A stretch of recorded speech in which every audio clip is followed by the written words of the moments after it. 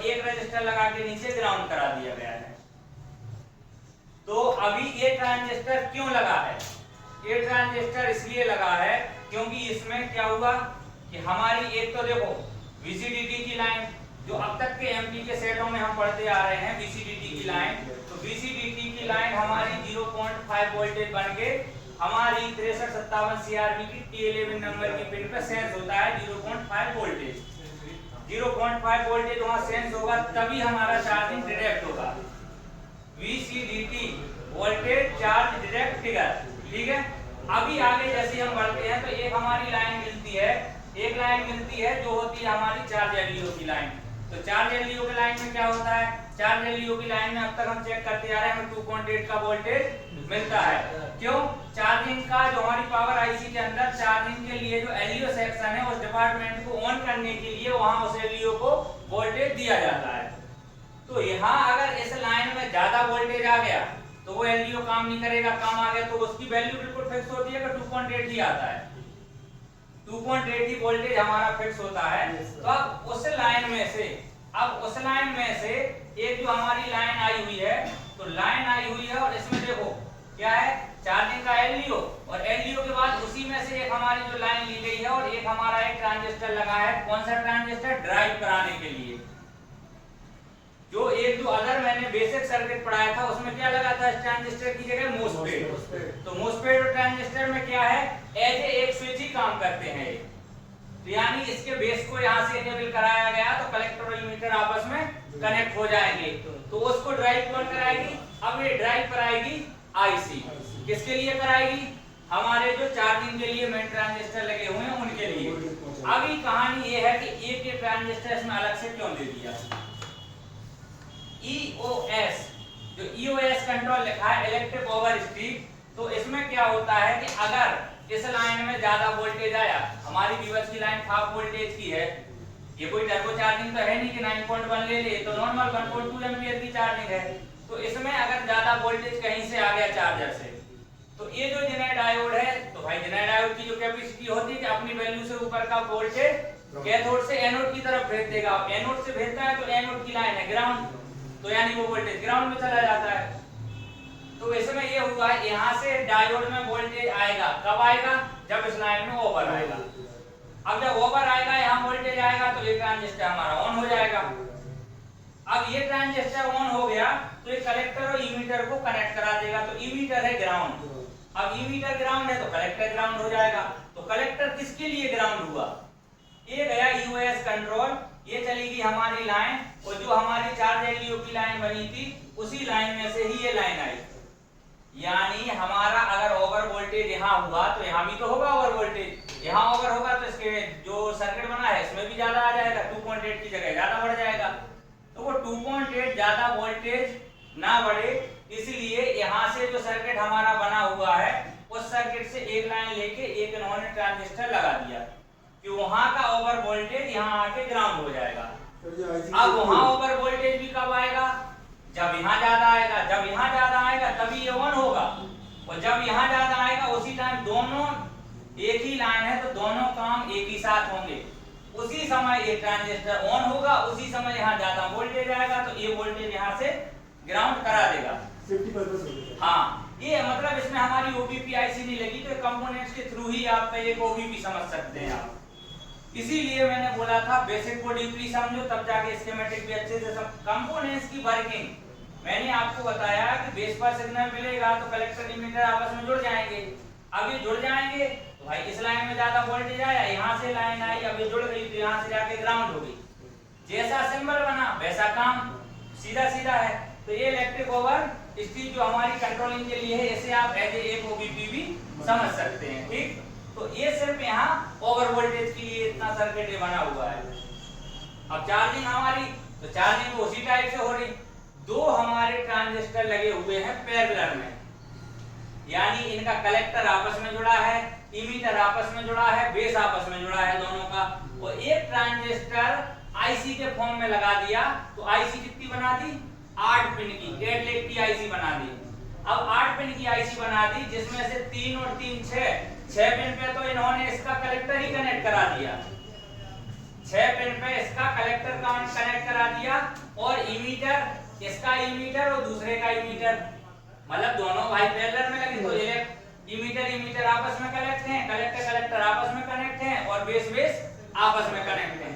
तो कहने का मतलब कि आपको इसमें कंफ्यूज नहीं होना है कि दो ट्रांजिस्टर लगे हुए हैं, आपको यही समझना है कि एक ट्रांजिस्टर लगा है, हम इसे एक समझेंगे। क्यों? क्योंकि दूसरा तो पैरेलल में है, अलग से सर्किट नहीं बना, सिर्फ उसी में जुड़ा है वो। इसका सर अगर एक निकाल दें तब भी वर्किंग होगी, एक निकाल दें तब भी वर्किंग होगी, बट जो हमारा एम्पियर होता है, ज्यादा अगर हाई एम्पियर आया तो वो एक गर्म होगा। और किसी सर्किट में मैंने देखा है मदरबोर्ड में एक ही लगा होता है, किसी में दो ही लगा देते हैं। एक अगर आप निकाल देते हैं तो सर्किट फिर भी काम करेगा, बट हो सकता है वो गर्म हो, क्योंकि उस पर लोड पड़ेगा तो गर्म होगा। अब इसमें आपको दो में कंफ्यूजन ना हो, इसलिए मैंने इस टाइप का ड्रॉ किया है कि अंदर देखो उनका बाकायदा ओरिजिनल सर्किट बना दिया।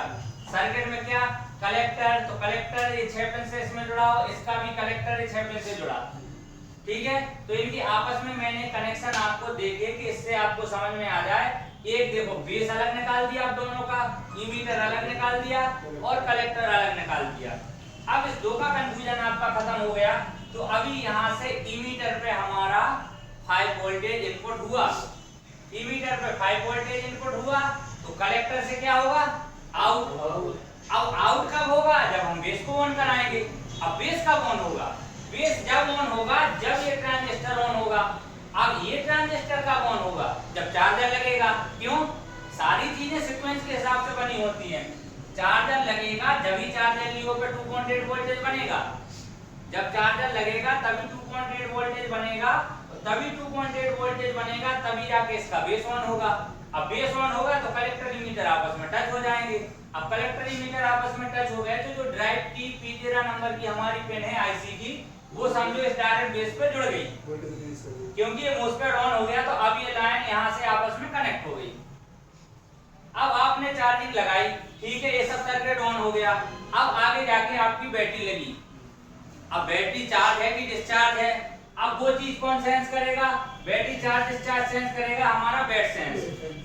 बैट सेंस ने देखा कि आपकी बैटरी में 3.2 वोल्टेज है, तो 3.2 करंट का फ्लो क्या होता है? अप टू डाउन, जो आपको साइकिल बना के बताई थी, अप टू डाउन जाएगा ग्राफ के हिसाब से। तो अप टू डाउन जाएगा, मतलब जिस साइड ज्यादा है तो वो कम की तरफ जाएगा। तो वहां 3.2 था, तो हमें यहाँ चाहिए 3.4। हालांकि 3.4 हम सिर्फ बोलते हैं, बाकायदा ये माइनर, उससे भी कम वोल्टेज, थोड़ा स्टेप बढ़ के बैटरी चार्ज होती है। आपने देखा होगा कभी अपन डायरेक्ट बैटरी बूस्ट कर देते हैं तो तुरंत चार्ज हो जाती है और तुरंत डिस्चार्ज हो जाती है। कभी भी डायरेक्ट करंट स्टोर नहीं होता है। बैटरी जो हमारी चार्जिंग होती है बिल्कुल माइनर मिली वोल्टेज में स्टोर होती है, तब जाके वो टाइम लगाती है चार्जिंग में और फिर अच्छे टाइम तक चलती है। अगर आपकी जल्दी चार्ज हुई तो वो जल्दी डिस्चार्ज भी हो जाएगी, ठीक है। तो अभी यहाँ से अगर हमारी बैटरी के अंदर 3 वोल्टेज था तो हमें चाहिए 3.2 से अब ऊपर, तो 3.3, 3.4। तो अभी आईसी में बैट सेंस से चेक हो गया। अब ये ड्राइव की लाइन से इस बेस को इतना खोला जाएगा। मोस्फेट और ट्रांजिस्टर में आपको डिफरेंस अच्छे से समझाया था, क्या क्या डिफरेंस होता है, ट्रांजिस्टर ही क्यों लगाया, ठीक है। तो अभी इसके बेस से खोला जाएगा, तो वहां 3.2 था, तो यहाँ पर 3.3 कलेक्टर से आउट करा दिया, क्योंकि थोड़ा ज्यादा वोल्टेज देंगे जब तो बैटरी आउट होगी, चार्ज होगी। तो यहाँ से ज्यादा वोल्टेज दिया। अब आईसी ने सोचा हमने इतना ड्राइव तो करा दिया बेस पर, कितना वोल्टेज देना चाहिए, लेकिन भाई उतना वोल्टेज वहां पहुंचा कि नहीं पहुंचा? हमारे सर्किट में हर जगह फीडबैक हर चीज होती है। अब करंट सेंस हो रहा है, हमारी आई सेंस है कि वहां उतना हमारी पूर्ति हो रही है कि नहीं। अब बैटरी में आपका 3.2 था, यहाँ से 3.3 आउट हो गया। अब फिर बैट सेंस ने चेक किया कि तो बराबर हो गया। अब तो उसने कहा आईसी ने थोड़ा सा और बढ़ा देते हैं, तो 3.4 कर दिया, तो वहां 3 था तो आपको 3 के बराबर 4 हो गया। यानी ये प्रक्रिया आपकी जब तक चलती रहेगी जब तक कि बैटरी आपकी 4.2 चार्ज ना हो जाए। तो यहाँ से सेंसिंग होती रहेगी, फिर जाएगा फिर आएगा, मतलब धीरे धीरे करके हमारा बेस खोला जाता है जो हमारी आईसी ड्राइव कराती है। तो उस हिसाब से हमारी चार्जिंग होगी। अगर डायरेक्ट वोल्टेज दे दिया तो वो तो चार्ज होगी जल्दी डिस्चार्ज हो जाएगी। इसलिए स्टेप स्टेप पॉइंट के हिसाब से मिली वोल्टेज में हमारी बैटरी धीरे धीरे चार्ज होती है। अब यहाँ से आपका बैटरी कनेक्टर, अब इनफिनिट टेक्नो का बैटरी कनेक्टर आपको पता है, प्लस उसका एक साइड बीच में होता है, माइनस एक साइड होता है।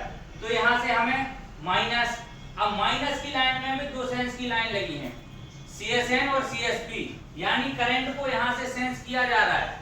आप मोबाइल में चार्ट पे भी लगाए हैं, अदर कोई प्रोग्राम भी आप उसमें चला रहे हैं, कितना लोड है, कितना करंट खर्च हो रहा है, तो करंट को मेजर करने के लिए CSN और CSP लाइन का यूज किया गया है। किसी भी चीज को हमें नापना है, वोल्टेज वाली चीज हमें नापनी है, तो वो एक वायर से नहीं नापती। हमारा जो सर्किट है वो भी अकेले प्लस से नहीं चलता और ना अकेले माइनस से चलता, प्लस माइनस दोनों चाहिए। तो इसी टाइप से हमारी दो सेंस लाइनें हैं, प्लस और माइनस, उनमें डिफरेंस पता करने के लिए, इसीलिए उसके बीच में एक माइनर वैल्यू 0.01 R की रजिस्टर लगी है, डिफरेंस पता करने के लिए। मीटर से आप चेक करेंगे तो फुल शॉर्ट ही मिलेगी, लेकिन इसमें थोड़ी सी वैल्यू होती है, उतने में ही वो डिफरेंस सेंस कर लेती है। अब आईडी से आपको चेक होगा कि हमारी बैटरी लगी है कि नहीं। आईडी लाइन से हमारा, अब आईडी लाइन में क्या है, पावर आईसी से वोल्टेज गया, अब पावर आईसी से पुल अप वोल्टेज गया और बैटरी के अंदर लगा है हमारी आईडी का रजिस्टर। अब वहां से जो डिवाइडर सर्किट बन के आया वो सीपीयू की AE18 पे सेंस हो रहा है। तो यहाँ अगर हमारी बैटरी सेंस नहीं होगी तो भी हमारा चार्जर लगाएंगे तो लो आएगा और बंद हो जाएगा। अब बैटरी गर्म तो नहीं हो रही, उस चीज की सेंसिंग के लिए हमारी P रेफरेंस की लाइन से वोल्टेज गया।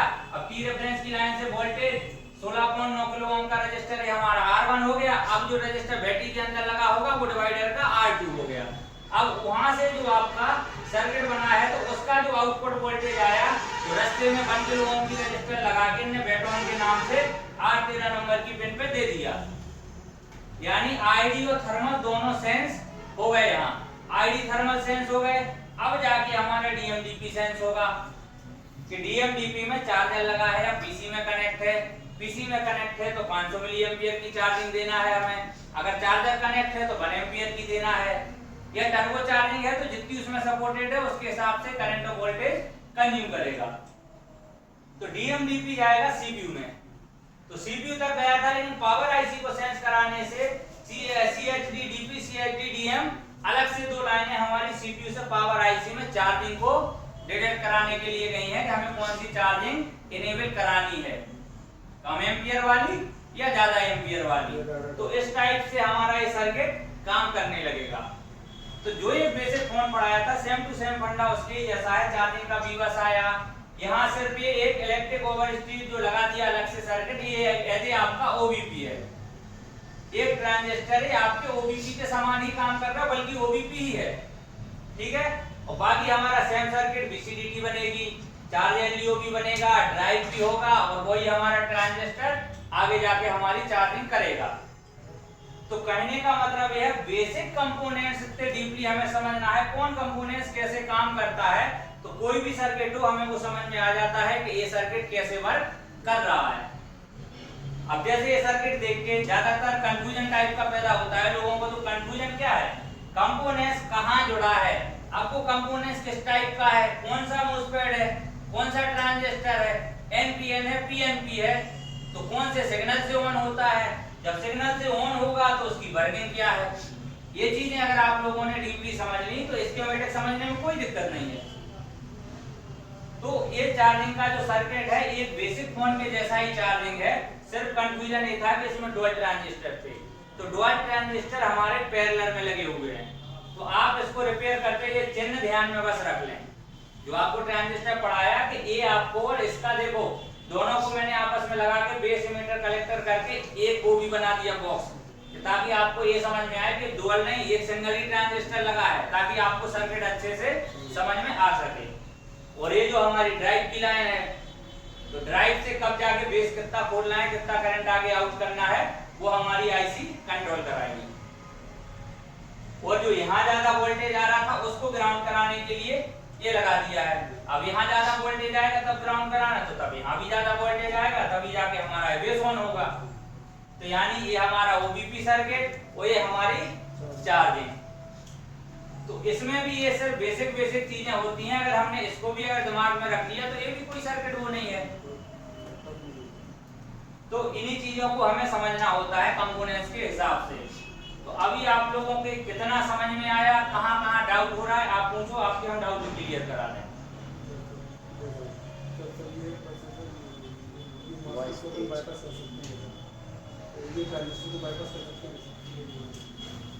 ट्रांजिस्टर को बाईपास, ट्रांजिस्टर को आप बाईपास कर दोगे तो लाइन डायरेक्ट ही जुड़ जाएगी। अगर कंपनी को डायरेक्ट ही जोड़ना होता तो कंपोनेंट लगाती ही क्यों? अगर इसको डायरेक्ट लगा देंगे तो जब चार्जर ये ऑन कब होता है? जब चार्जर लगा होता है। तो ये बीच में आपका जो प्रोटेक्शन था वो खत्म हो गया, जो आपका प्रोटेक्शन था वो खत्म हो गया। जब चार्जर लगा है जब तो ये चालू ही रहती है लाइन। अब चार्जर नहीं लगा रहेगा तब भी उसकी कनेक्टिविटी वहां बनी रहेगी। तो वो बीच में से एक जो स्विच लगा हुआ था वो आपका खत्म हो गया, ठीक है। जब लेकिन वो सर्किट बनेगा तब जाके वो काम फिर सेम ही करेगा, कोई दिक्कत नहीं। ये आपका लगा है, ये अगर आपका खराब हो गया तो सिर्फ ओवर वोल्टेज जो आएगा वो कंट्रोल नहीं होगा। इसके खराब होने से आपकी कोई चार्जिंग रुकेगी नहीं कि इसके खराब होने से रुक जाए। मतलब कंपोनेंट्स ही लगे, कौन कंपोनेंट्स कहाँ लगा, क्या करा रहा है, बस उसकी वर्किंग धीरे धीरे हम समझते गए तो आपका पूरा डायग्राम आपको क्लियर समझ में आ जाएगा, ठीक है। अभी इसमें और कोई डाउट हो तो बताओ, क्लियर है? ठीक है। तो इसी बेस पे आप लोगों को स्टेप बाय स्टेप चेक भी करना है।